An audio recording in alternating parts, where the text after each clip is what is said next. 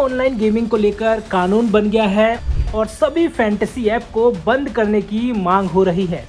सरकार ने online gaming को लेकर कानून जारी कर दिया और इस कानून के बनने के बाद मानो जनता में आक्रोश है। फैंटेसी ऐप कंपनियां हैं जो वो भी विरोध कर रही हैं। ऐसे में कर्नाटक की एक फैंटेसी ऐप ने हाई कोर्ट में याचिका डाली थी।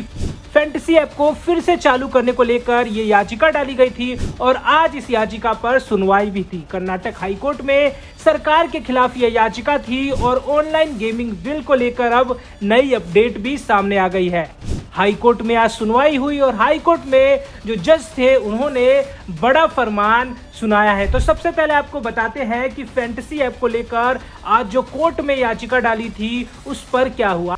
याचिका जो है वो head digital works private limited द्वारा दायर की गई है। याचिका पर अधिवक्ता सी आर्यमा सुंदरम और ध्यान चिन्नप्पा ने रखा अपना पक्ष, यानी कि ये दो एडवोकेट थे जो कंपनी की तरफ से कोर्ट में अपना पक्ष रख रहे थे। सरकार के खिलाफ उन्होंने उस याचिका पर कार्रवाई की, अपना पक्ष रखा और जो बात निकलकर सामने आई उसमें सरकार को इस कानून की अधिसूचना जारी करने से रोका जाए।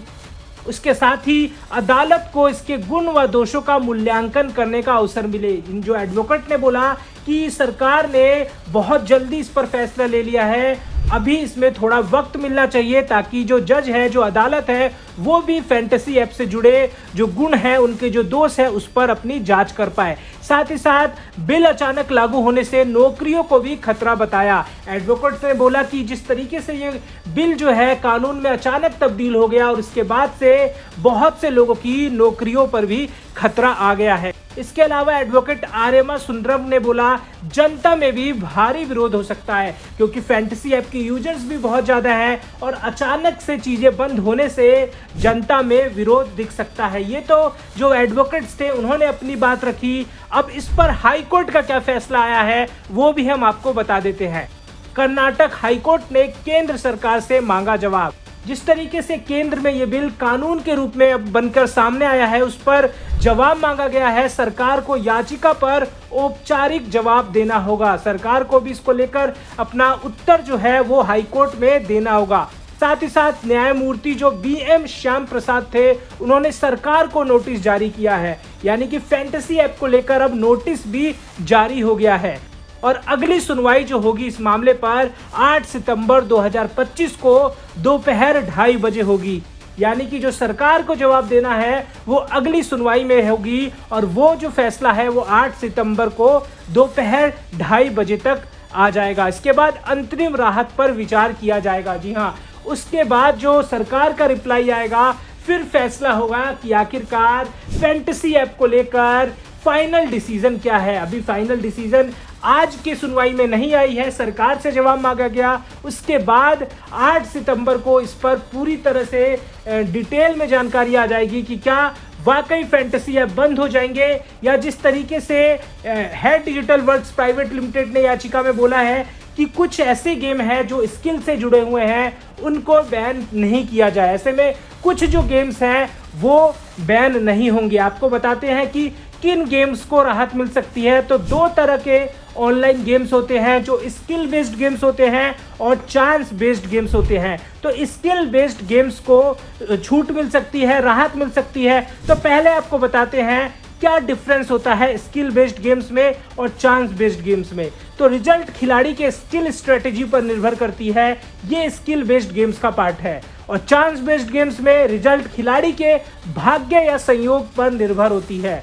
दूसरा, ड्रीम 11 जैसी फैंटेसी स्पोर्ट्स जो है, शतरंज है, पोकर है, रमी है, ई स्पोर्ट्स जैसी गेमें हैं, वो स्किल बेस्ड गेम्स है। जैसे आप चेस खेलते हो, ड्रीम 11 में आप एक टीम बना रहे हो तो वो आपकी स्किल से जुड़ी हुई चीज़ें हैं। आपने 11 बेस्ट प्लेयर का कॉम्बिनेशन बनाया, वो आपका स्किल है। तो ऐसे में स्किल बेस्ड गेम्स में इन गेमों को शामिल किया जाता है। आप ऑनलाइन चेस खेल रहे हो तो चेस में आपकी काबिलियत देखी जा रही है, ना कि आपने किसी पर दाव लगाया है। वही दूसरी तरफ चांस बेस्ड गेम्स की बात करें तो लॉटरी हो गया, रूलेट हो गया, स्लॉट मशीन हो गया, पासा गेम्स हो गया, क्रिकेट बैटिंग हो गई। यानी कि आपने पासा गेम्स, आपने डाइस फेंका, नंबर आया, वो आपके किस्मत पर निर्भर करता है कि आपके पासा फेंकने पर कौन सा नंबर आ रहा है। क्रिकेट बैटिंग यानी कि आपने किसी टीम पर आपने बैटिंग लगाई, किसी टीम पर आपने बोला कि आज ये टीम जीतेगी, तो उसमें आपका स्किल काम नहीं आ रहा, वो आपके भाग्य पर निर्भर है।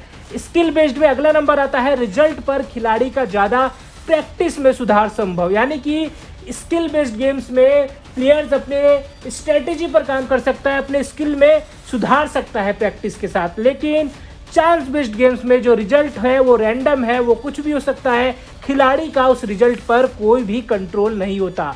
चौथी बात अगर करें स्किल बेस्ड गेम्स की, तो प्रैक्टिस और एक्सपीरियंस से स्किल में सुधार, स्ट्रेटेजी डेवलप की जा सकती है। वही चांस बेस्ड गेम्स की बात करें तो बार बार खेलने से भी जीतने की संभावना पर कोई असर नहीं होता। यानी कि आपने अगर किसी क्रिकेट टीम पर दाव लगाया है तो कोई ज़रूरी नहीं कि हर बार आपका दाव सही हो, आप हर बार गलत भी हो सकते हैं। ऐसे में चांस बेस्ड गेम्स जो है उसमें प्लेयर्स को खतरा है, पैसों की हानि है। इसीलिए सरकार से जो फैंटेसी ऐप है 823 जो गेम्स हैं उनके जो ओनर हैं उन्होंने गुहार लगाई है कि स्किल बेस्ड गेम्स को बैन ना किया जाए। तो अब हाई कोर्ट में 8 सितंबर को बड़ा फैसला आएगा, क्योंकि हाई कोर्ट में सुनवाई हुई और न्यायाधीश ने जो जज थे उन्होंने भी सरकार को नोटिस भेज दिया है। तो अब इस पर फाइनल डिसीजन 8 सितंबर को होगा और स्किल बेस्ड गेम्स की वापसी हो सकती है। ऐसे में ड्रीम 11 भी आपको फिर से नजर आ सकती है, जिसमें हम टीम बनाते थे, 11 प्लेयरों का कॉम्बिनेशन बनाते थे।